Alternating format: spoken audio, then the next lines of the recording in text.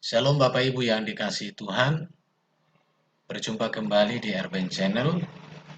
Pada sesi ini saya membahas satu topik tentang panggilan Musa dengan tema apa yang ada di tanganmu, terambil dari teks Keluaran pasal 4 ayat 2, demikian bunyi firman Tuhan.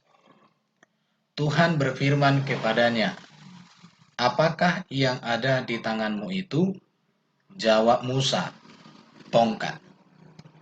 Bapak Ibu yang dikasihi Tuhan, saya sangat diberkati dengan melihat kehidupan seorang Musa yang begitu luar biasa dipakai Tuhan untuk melayani, untuk memuliakan, untuk membawa bangsa Israel memasuki tanah Kanaan. Mengapa Tuhan memanggil Musa? Saya mengatakan karena Tuhan punya visi. Visi daripada Tuhan Allah kita adalah bahwa Tuhan hendak menggenapi janjinya kepada Abraham sebagaimana janji Tuhan di dalam Kejadian 12 ayat 1 sampai dengan ayat 3. Apa janji Tuhan kepada Abraham? Yaitu bahwa bangsa Israel, keturunan Abraham, menjadi bangsa yang besar dan mereka kelak tinggal di tanah perjanjian dan menjadi bangsa yang beribadah kepada Tuhan. Kita tahu pada waktu Musa dipanggil oleh Tuhan, bangsa Israel, keturunan Abraham, sedang diperbudak di tanah Mesir, dan mereka di sana tidak bisa melakukan ibadah sebagaimana yang Tuhan kehendaki. Dan visi Tuhan kepada bangsa Israel, kepada keturunan Abraham, adalah menjadi bangsa yang besar, dan mereka akan diam di tanah perjanjian di tanah Kanaan, dan di sana mereka akan beribadah, memuji, memuliakan, dan mengagungkan nama Tuhan. Inilah visi Tuhan kepada bangsa Israel yang harus digenapi, yang harus dikerjakan. Untuk itulah maka Allah memilih seorang Musa menjadi alatnya. Jadi untuk mencapai misi tersebut, maka yang pertama dilakukan Tuhan di dalam kitab Keluaran adalah memilih Musa yang memiliki banyak kelemahan. Kalau kita melihat tentang pribadi Musa, dia bukan orang yang sempurna. Dia memiliki kelemahan. Dia memiliki keterbatasan. Tetapi Bapak Ibu, saya mau katakan bahwa Allah memakai orang yang tidak sempurna untuk tujuan yang mulia. Allah memakai orang yang punya keterbatasan untuk mengerjakan sebuah program Tuhan yang agung. Allah memakai orang bahkan yang tidak terpandang sekalipun untuk sesuatu pekerjaan yang sangat agung. Jadi yang pertama yang dilakukan oleh Tuhan, memilih Musa yang jelas-jelas dia memiliki banyak kelemahan di dalam dirinya. Dan Musa mengakui hal itu secara terbuka di hadapan Tuhan. Dan keterbukaan itulah menjadi awal untuk Tuhan memulihkan daripada seorang Musa. Bapak Ibu, siapapun kita bisa dipakai oleh Tuhan. Kita punya kelemahan, kita tidak sempurna. Tetapi Tuhan berkenan untuk menolong kita, memperlengkapi kita. Jadi setelah Musa dipilih oleh Tuhan, dia seorang yang lemah, maka dikatakan Tuhan menyertai dan Tuhan memperlengkapi. Kalau kita melihat di dalam perjalanan Musa, letak keberhasilan Musa adalah ketaatan, ketundukan, dan penyerahan yang total kepada penyertaan Tuhan. Jadi janji Tuhan kepada Musa ketika Musa dipanggil oleh Tuhan, jelas-jelas dikatakan, "Aku menyertai engkau. Aku akan memperlengkapi engkau." Itulah yang dikatakan oleh Tuhan kepada seorang Musa. Bapak Ibu bisa membaca di dalam Keluaran pasal 3 ayat 12 dan 14. Dikatakan, "Aku adalah aku menyertai engkau." Keluaran pasal 4 ayat 11 sampai 12 dan Keluaran pasal 14 sampai dengan ayat 15. Dan dari sini saya mau katakan bahwa kekuatan kita, bahwa keberhasilan kita, kemenangan kita dalam mengerjakan tugas, dalam mengerjakan sebuah tanggung jawab yang diberikan Tuhan kepada kita, bukan kepada keahlian, bukan kepada kemampuan, bukan kepada kecakapan, bukan kepada fasilitas kita, tetapi kepada penyertaan Tuhan, kepada pertolongan Tuhan. Karena kalau Tuhan yang menyertai, di sana ada perlengkapan. Karena jika Tuhan menyertai, di sana ada kemampuan. Karena jika Tuhan menyertai, di sanalah ada hal-hal yang indah, yang sangat bagus untuk kita maksimal, untuk kita bisa mengerjakan sebuah pekerjaan yang sangat besar. Ketika Musa dipanggil oleh Tuhan, Musa jelas dikatakan sempat menolak panggilan Tuhan.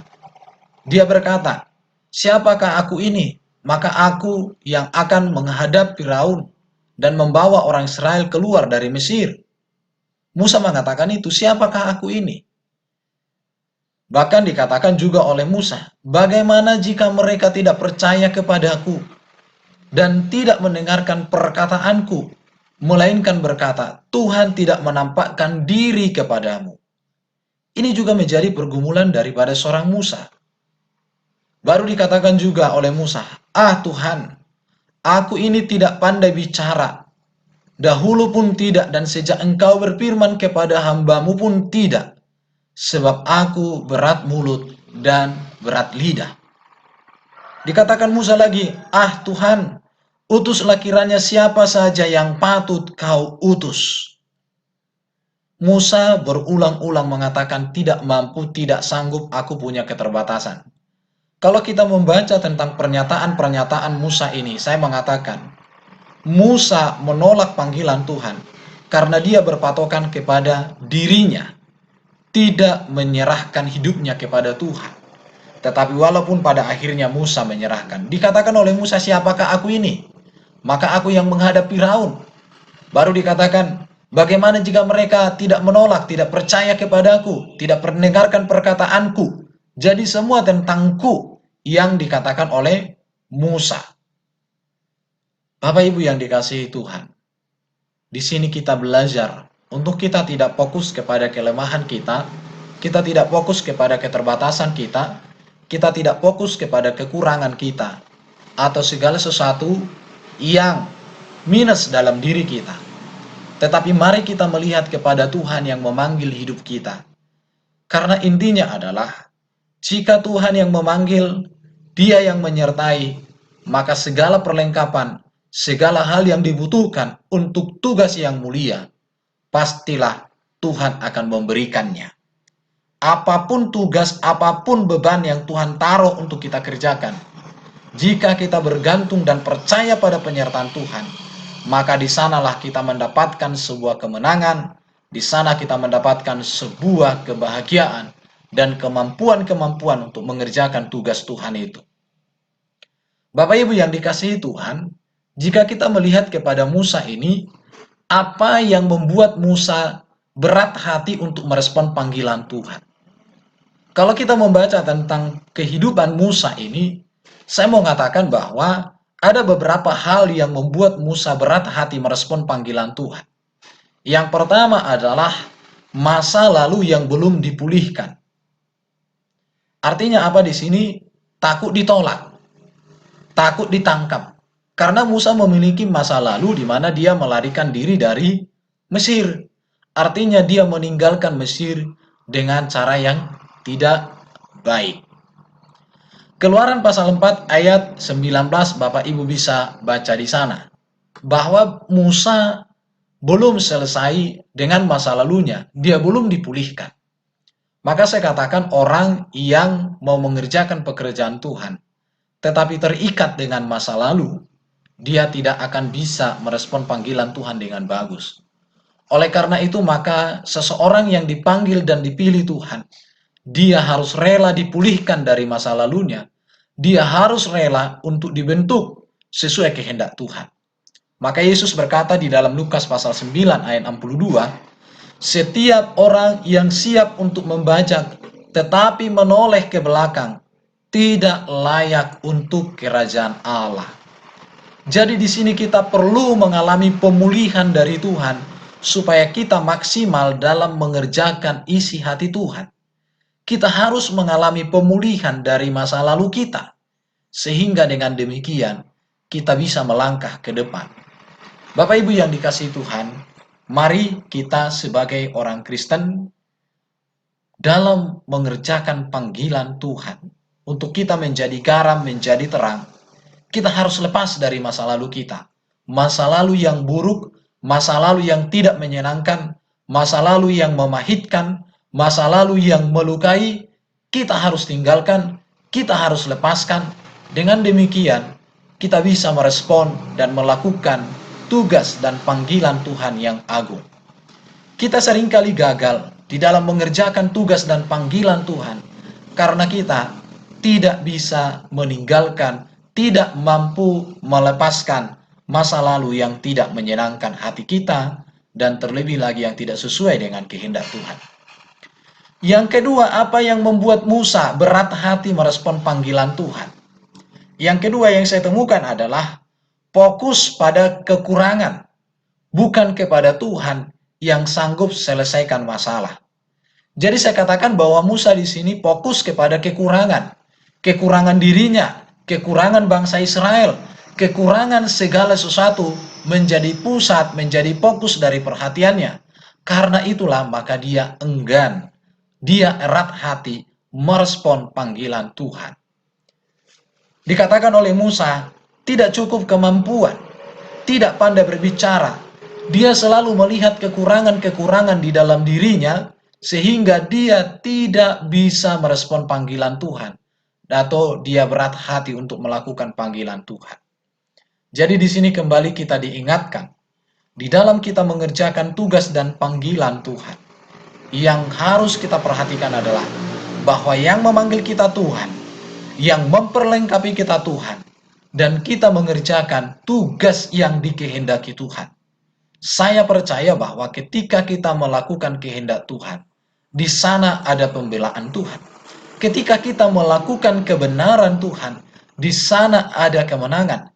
Ketika kita taat kepada Tuhan, inilah letak keberhasilan, letak kemenangan, dan segala sesuatu yang terbaik untuk tugas terletak pada ketaatan. Kalau kita melihat di dalam sejarah Alkitab, ketaatan itu memiliki kuasa yang mengubahkan. Ketundukan kepada Tuhan itu membawa dampak yang luar biasa di dalam sebuah pelayanan, di dalam sebuah kehidupan, di dalam keadaan apapun. Kita melihat bagaimana Daniel, Sadrak, Mesak, dan Abednego yang taat kepada Tuhan. Bagaimana Yusuf yang taat kepada Tuhan. Mulai dari seorang budak menjadi orang yang sangat penting. Dia tunjukkan karena ketaatan, karena mengasihi Tuhan. Ada begitu banyak contoh-contoh di dalam Alkitab bahwa orang yang fokus kepada Tuhan, yang mengandalkan Tuhan, yang percaya sungguh pada Tuhan, diberikan Tuhan kemampuan-kemampuan untuk mengerjakan pekerjaan Tuhan. Tidak ada orang yang sempurna yang dipakai Tuhan untuk tugas yang mulia selain Yesus Kristus. Hanya Yesus yang sempurna. Bapak Ibu yang dikasihi Tuhan, alasan yang ketiga yang saya temukan yang membuat Musa berat hati merespon panggilan Tuhan adalah rasa nyaman dengan kegiatan rutinnya sebagai gembala domba. Kita tahu bahwa Musa sudah 40 tahun meninggalkan Mesir, dan sekarang dia sudah masuk pada zona nyaman sebagai seorang gembala. Maka dia tidak lagi mau memberikan bagaimana menolong bangsanya yang sedang diperbudak di Mesir. Karena dia sudah rasa nyaman dengan apa yang dia kerjakan, dengan keluarganya, dengan istrinya, dengan pekerjaannya, dengan hartanya. Karena dia sudah nyaman dengan kegiatan sebagai seorang gembala. Sebagaimana dikatakan Keluaran pasal 3 ayat 1. Adapun Musa, ia biasa mengembalakan kambing domba Yitro, mertuanya, imam di Midian. Sekali ketika ia menggiring kambing domba itu ke seberang padang gurun, dan seterusnya. Jadi dari sini saya mau katakan bahwa rasa nyaman membuatnya kehilangan visi mula-mula. Bapak Ibu yang dikasihi Tuhan, ini menjadi sebuah problema di dalam kehidupan orang Kristen. Ketika dia di dalam keadaan yang menggebu-gebu, dia mengerjakan sesuatu. Namun ketika ada sebuah persoalan, dia mundur, bahkan mengasingkan diri seperti Musa. Tetapi setelah dia nyaman di dalam pengasingan itu, dia lupa kepada visi mula-mula. Bapak Ibu yang dikasihi Tuhan, rasa nyaman bisa membuat kita kehilangan visi mula-mula kita. Ada banyak hamba Tuhan ketika sekolah teologi, sekolah Alkitab menggebu-gebu. Tetapi ketika dia sudah diberkati secara finansial, ketika dia diberkati secara ekonomi, jemaahnya bertambah dan dia merasa sudah cukup dengan keuangannya, sudah cukup dengan perpuluhan jemaatnya, dia kehilangan visi mula-mula dan dia fokus kepada visinya, sehingga dia menolak dan enggan melakukan visi Tuhan. Berbicara tentang keengganan di dalam melakukan visi Tuhan karena tidak mau keluar dari zona nyaman, ini juga bisa kita lihat dari kehidupan Yunus. Bagaimana Yunus enggan memenuhi panggilan Tuhan karena dia sudah memiliki rasa nyaman sehingga dia tidak mau pergi. Dia disuruh pergi ke Niniwe tapi dia pergi ke Tarsis. Dia biayai sendiri. Kenapa? Karena dia tidak mau diusik kenyamanannya. Dia tidak mau keluar dari zona nyaman. Dia mau tetap berada di dalam kenyamanan, tapi tidak lagi berbicara dia ada di dalam kehendak Tuhan. Bapak Ibu yang dikasihi Tuhan, rasa nyaman dengan kehidupan kita seringkali menjadi penghambat di dalam kita merespon atau menaati perintah agung dari Tuhan di tengah-tengah kehidupan kita. Dari Musa ini juga kita belajar bahwa Tuhan memakai kita sesuai dengan apa yang kita miliki. Tuhan memakai Musa sesuai dengan apa yang dimiliki oleh Musa. Dikatakan tongkat yang ada dalam genggaman. Dikatakan oleh Tuhan kepada Musa, Tuhan berfirman kepadanya, apakah yang di tanganmu itu? Jawab Musa, tongkat. Bapak Ibu, tongkat ini adalah simbol keahlian seorang gembala. Tongkat itu simbol keahlian sebagai seorang gembala, karena memang Musa seorang gembala. Maka dikatakan, kemudian Musa mengajak istri dan anak-anaknya lelaki, lalu menaikkan mereka ke atas keledai dan ia kembali ke tanah Mesir, dan tongkat Allah dipegangnya di tangannya. Bapak Ibu yang dikasihi Tuhan, di sini kita melihat bahwa Tuhan memakai Musa dengan apa yang ada padanya, keahlian yang ada pada dirinya. Dari mana saya tahu atau bisa kita katakan bahwa keahlian Musa sekarang sudah diserahkan kepada Tuhan? Di dalam Keluaran pasal 4 ayat 2 dikatakan tongkat. Tetapi di dalam Keluaran pasal 4 ayat 20 dan bisa dibandingkan Keluaran 4 ayat 17 dikatakan tongkat Allah. Dari sini kita melihat bahwa tongkat Musa ketika diserahkan kepada Tuhan menjadi tongkat Allah. Keahlian Musa ketika diserahkan kepada Tuhan maka digantikan dengan keahlian Allah. Kekayaan Musa ketika diserahkan kepada Allah menjadi kekayaan Allah. Bapak Ibu yang dikasihi Tuhan, dari sini kita belajar bahwa tongkat Musa atau tongkat yang di tangan Musa itu hanya bisa mengembalakan kambing domba atau hewan ternak yang dipelihara oleh dia. Dan saya katakan ini tidak bisa berbuat apa-apa selain untuk kebutuhan hidup sehari-hari atau secara khusus hanya untuk pengembalaan kambing domba. Itu tongkat Musa. Tetapi ketika tongkat Musa diserahkan oleh Musa kepada Tuhan sehingga berubah menjadi tongkat Allah atau tongkat yang dimiliki oleh Allah, maka tongkat yang di tangan Musa berubah menjadi tongkat Allah. Inilah yang sanggup menjadi alat kekuasaan, alat kemenangan untuk kemuliaan Allah. Kita lihat di dalam perjalanan Musa bahwa tongkat yang tadinya digunakan menjadi tongkat gembala diubah oleh Tuhan ketika diserahkan kepada Tuhan menjadi tongkat Allah.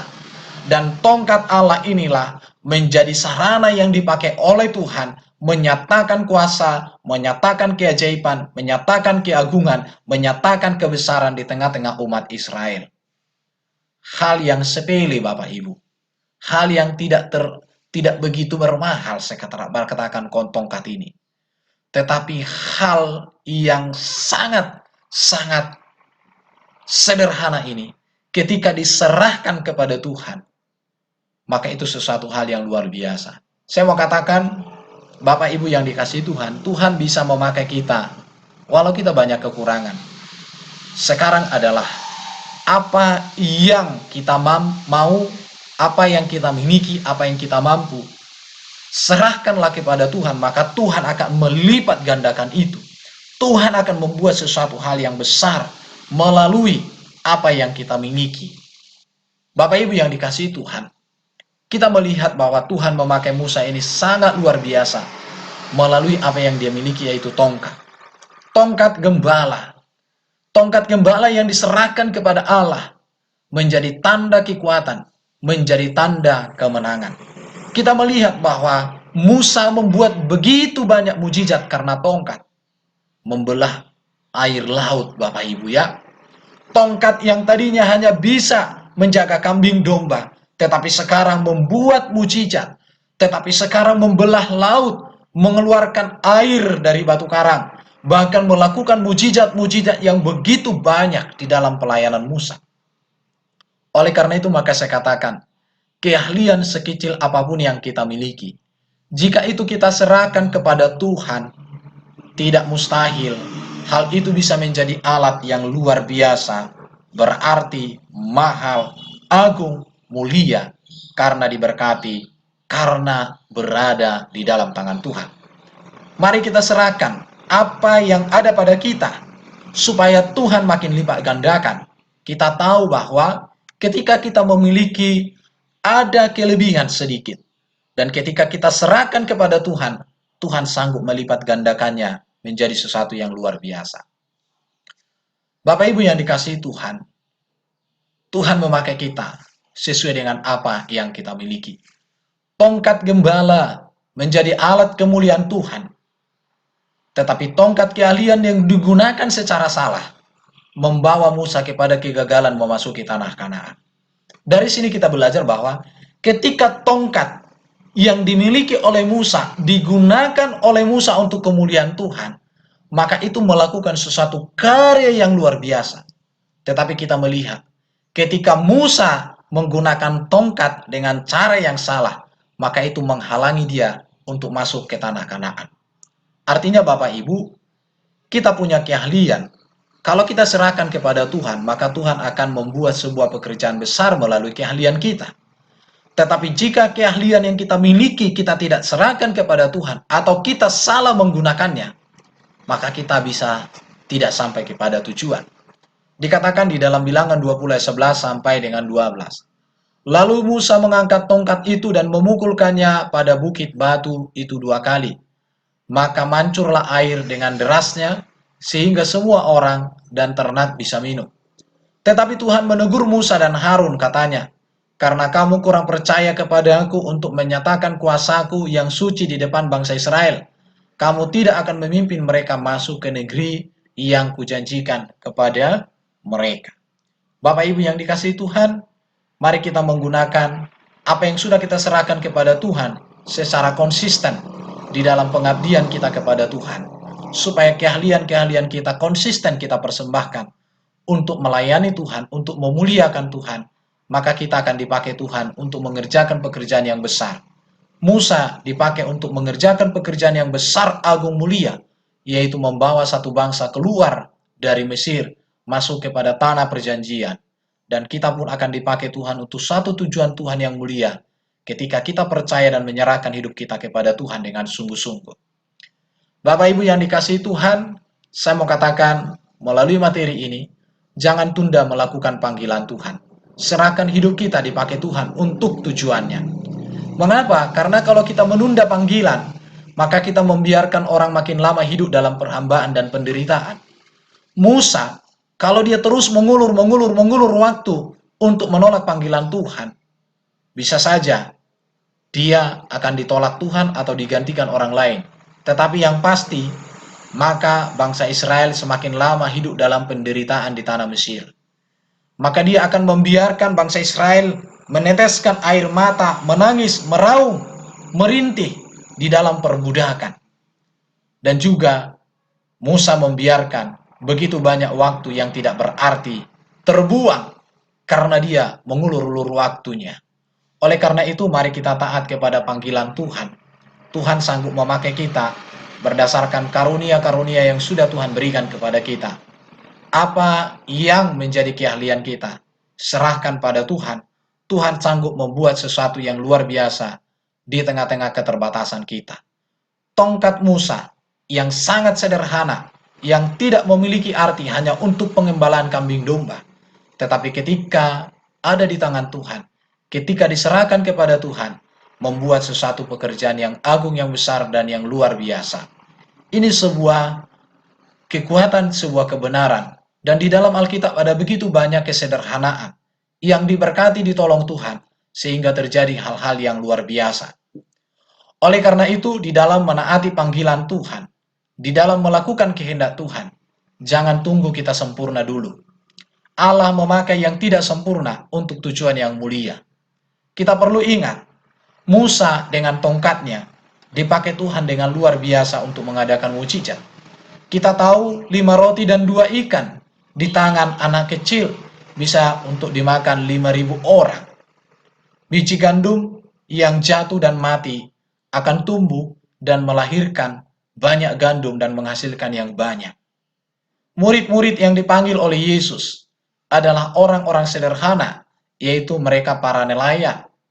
Dan Yesus sendiri, dia lahir dan dibesarkan di suatu kota, Nazaret, sebuah daerah yang tak diperhitungkan. Tetapi dialah juru selamat kita. Bapak Ibu yang dikasihi Tuhan, ada begitu banyak contoh bukti di dalam Alkitab bahwa Tuhan memakai orang yang sederhana, memakai orang yang banyak kekurangan, memakai orang yang punya banyak keterbatasan, tetapi dia tunduk menyerahkan keahlian sekecil apapun dalam dirinya, sehingga terjadi suatu karya yang besar yang dikerjakan untuk kemuliaan Tuhan. Inilah yang bisa saya sharingkan melalui teladan Musa, panggilan Musa bagi kita semua. Kiranya kebenaran ini mendorong kita untuk semakin menyerahkan hidup kita kepada Tuhan, dipakai Tuhan menjadi alat Tuhan, mengerjakan visi Tuhan, mengerjakan kehendak Tuhan di tengah-tengah dunia ini. Saya percaya Tuhan tidak akan meninggalkan, Tuhan tidak akan membiarkan, tetapi Dia akan menyertai, Dia yang akan memperlengkapi kita, sehingga hidup kita berarti bagi banyak orang, berarti bagi pekerjaan Tuhan, dan Tuhanlah dimuliakan dalam seluruh kehidupan kita. Oleh karena itu Bapak Ibu yang dikasihi Tuhan, mari kita berikan hidup kita kepada Tuhan. Roma pasal 12 ayat 1, demi kemurahan Allah aku menasihatkan kamu, supaya kamu mempersembahkan tubuhmu sebagai persembahan yang hidup, yang kudus dan yang berkenan kepada Allah. Itu adalah ibadahmu yang sejati. Yesaya pasal 6 ayat 8, Tuhan berkata, siapakah yang akan kuutus? Dan siapakah yang mau pergi untuk aku? Maka sahutku, ini aku, utuslah aku.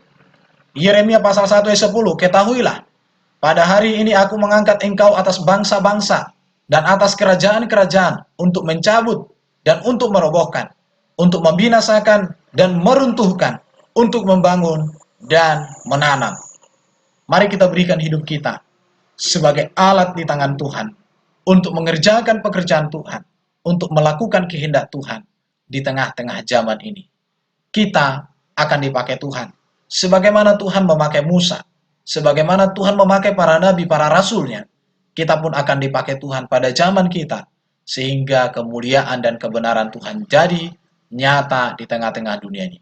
Mari kita memberikan hidup kita sungguh-sungguh dipakai, sungguh-sungguh menjadi alat Tuhan di zaman ini.